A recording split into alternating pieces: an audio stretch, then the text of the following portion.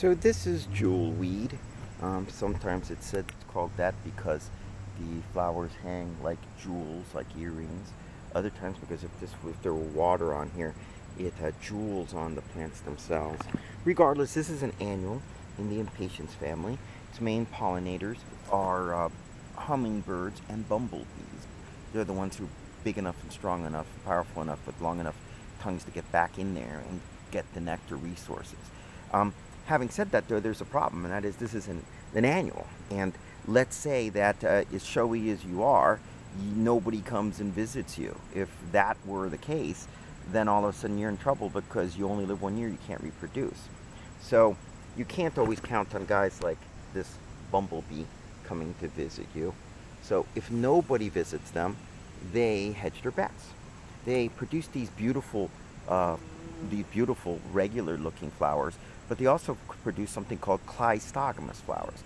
Cleistogamous flowers, which is something that violets and some other things do, especially annuals, they're closed flowers. In fact, the word cleistogamous means closed marriage. And so the cleistogamous flowers, they don't open, they self-pollinate. Now that's not a great thing. You always want pollination, of course, if you possibly can. But if you don't get pollinated, then at least this ensures the bet that you will reproduce somehow the very next day, the very next year.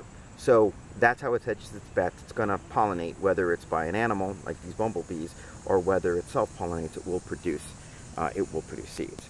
If it does, then what you end up with, this is a little tiny little seed pod. Looks like a little nut, and these are where it gets its other name of touch-me-not. And this one's still green, but I'm going to push a little pressure on it. It's not brown yet. If I put a little bit of pressure on it, you may see why I call it touch-me-not. It should, if it's green enough, it'll pop, and that shoots the seed sometimes 3 to 5 feet away. Oh, and I don't know if you caught that. And these are the seeds inside, and they're edible. Some people have a hard time eating them, though. They have a little bit of a reaction to them. They taste like walnuts. But for some people who aren't used to it, or you should try it and test it first with just one. Some people think that it leaves like a raspy little taste in their mouth. But these seeds pop, they shoot far and far away, and that's how it reseeds itself, ready to go again the next year and produce yet more showy flowers for the hummingbirds and for the bees.